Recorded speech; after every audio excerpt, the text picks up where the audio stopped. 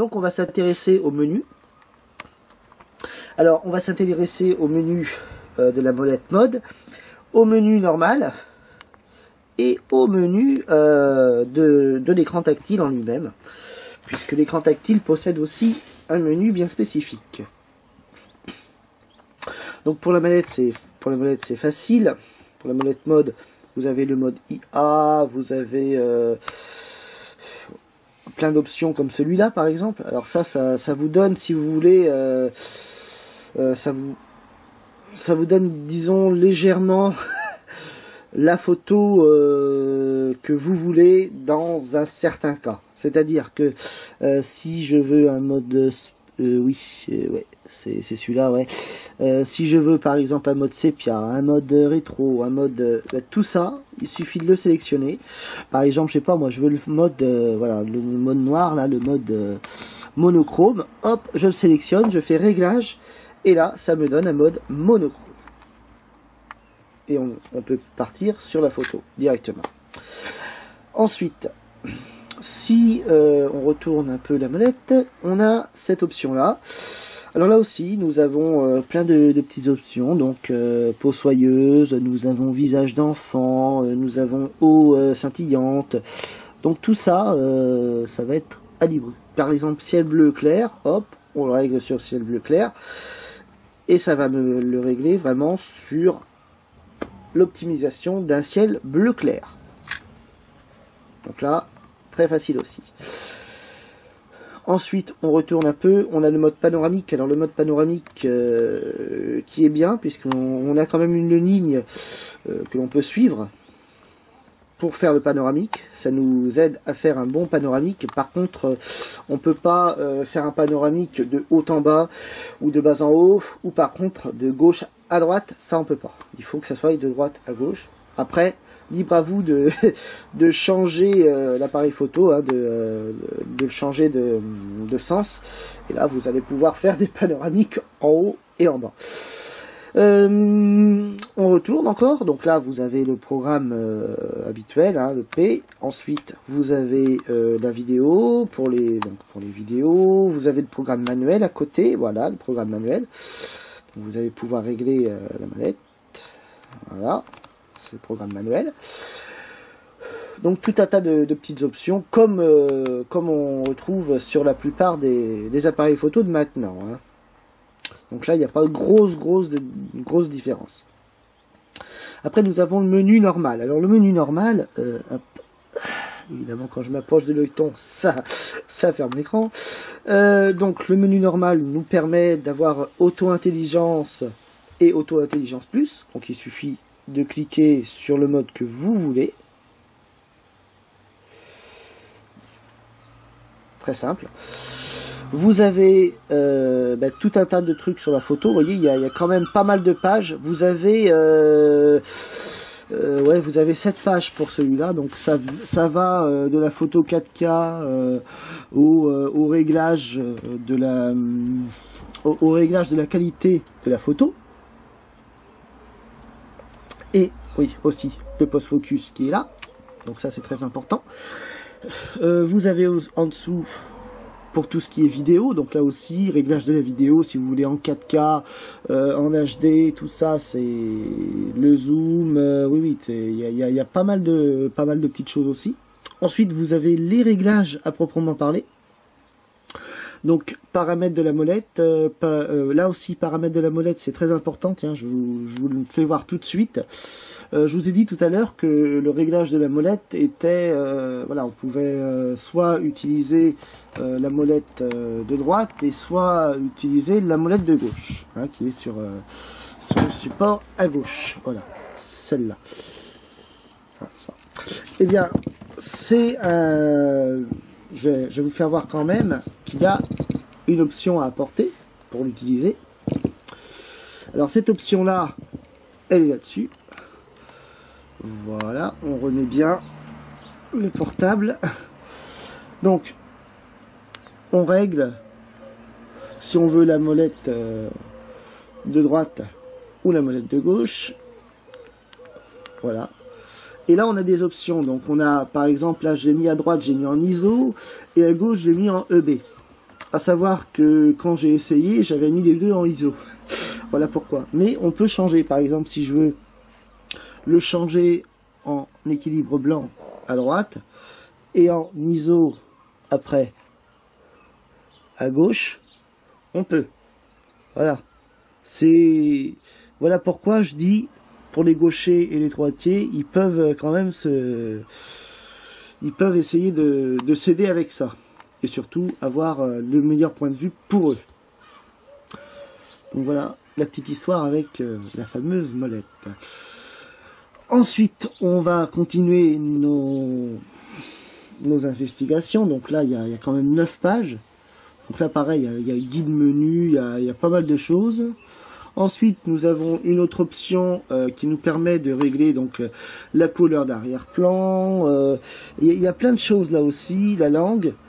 Vous voyez, c'est quand même... et nous avons là aussi pour le mode Wi-Fi, le mode démo et le formatage de la carte. Voilà. Et en dessous, nous avons le bouton play, donc tout ce qui est pour la lecture des photos sur l'appareil et la lecture des vidéos. Donc là aussi, on a pas mal d'options. Donc, ça, c'est les menus basiques que l'on trouve plus ou moins sur certains appareils photo, hein, sur même quasiment presque tous maintenant. Mais maintenant, je vais vous faire voir le menu, enfin le menu, l'aide au menu. Moi j'appelle ça un petit menu. Regardez bien à droite de l'écran, il y a des petits tiroirs, j'appelle ça des petits tiroirs. Et si je clique dessus, je vais avoir des options. Et ces options vont me permettre de prendre la photo que je veux avec ces options-là et ne pas aller chercher dans d'éventuels menus. Par exemple, si je veux prendre une photo directement sans passer par le bouton appareil photo, hop, je mets ce bouton-là et ça prend la photo. Vous voyez? C'est quand même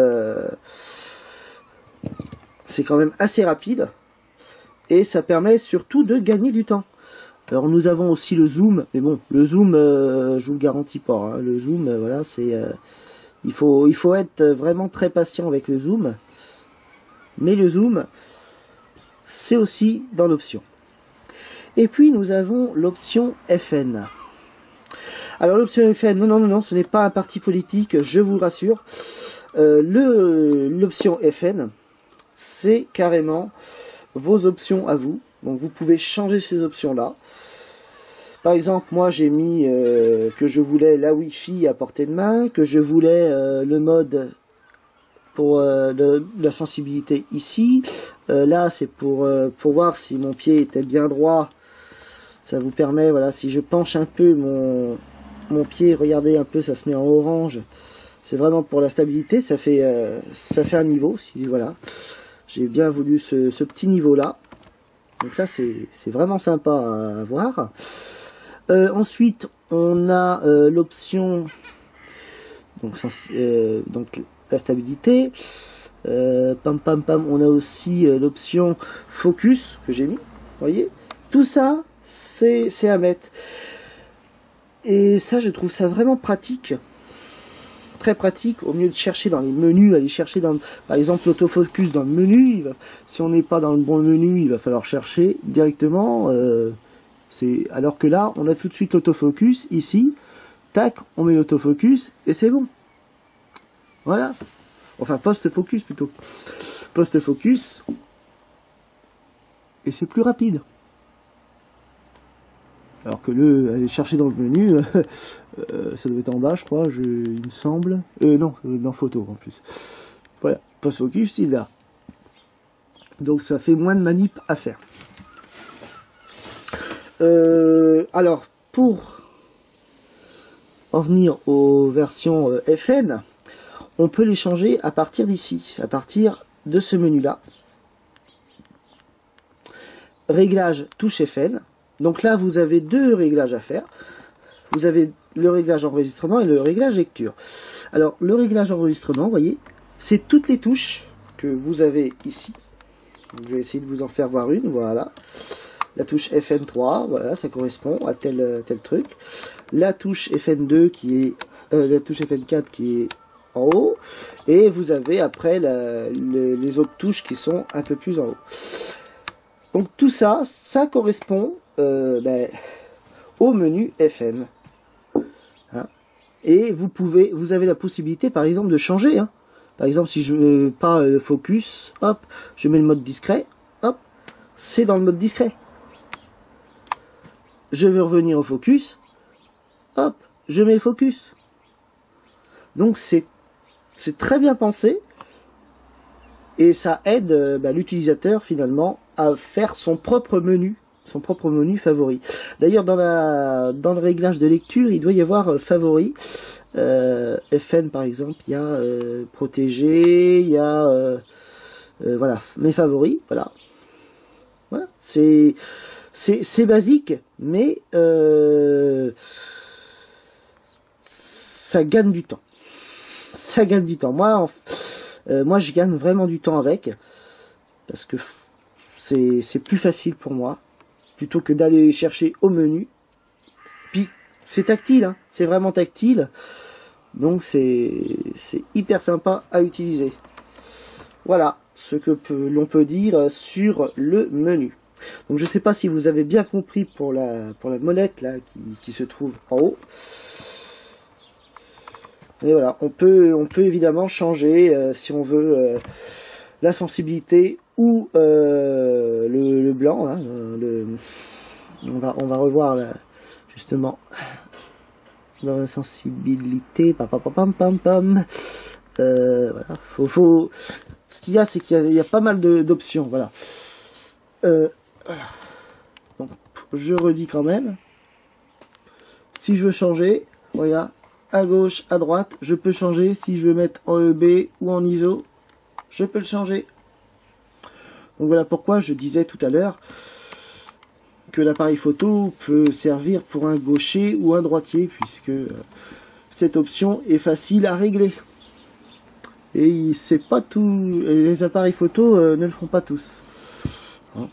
Là, on peut vraiment régler un peu tout. Et comme je vous le dis, on peut avoir son propre menu favori.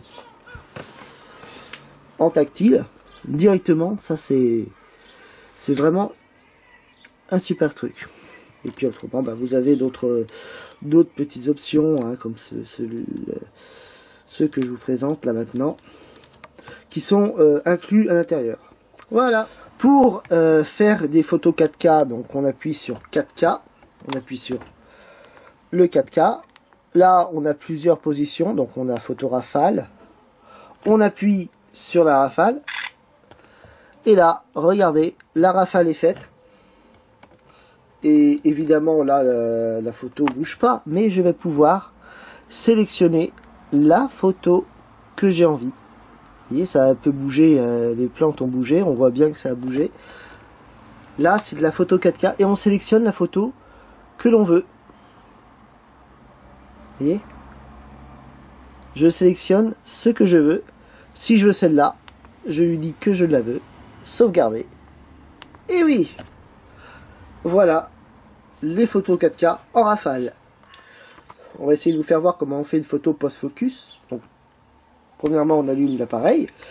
J'espère qu'il va résister. Donc là, j'ai mis mon appareil prêt à être utilisé. Et regardez bien, j'ai été sur la sélection et j'ai fait post-focus, oui. Vous avez oui, vous avez non. Moi, j'ai sélectionné évidemment oui. Je veux post-focus. Je prends la photo. Donc là, il analyse toute la photo. Il l'analyse tranquillement.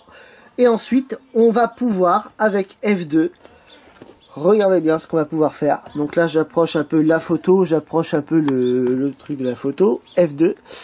Donc là, vous avez en haut le H et le L.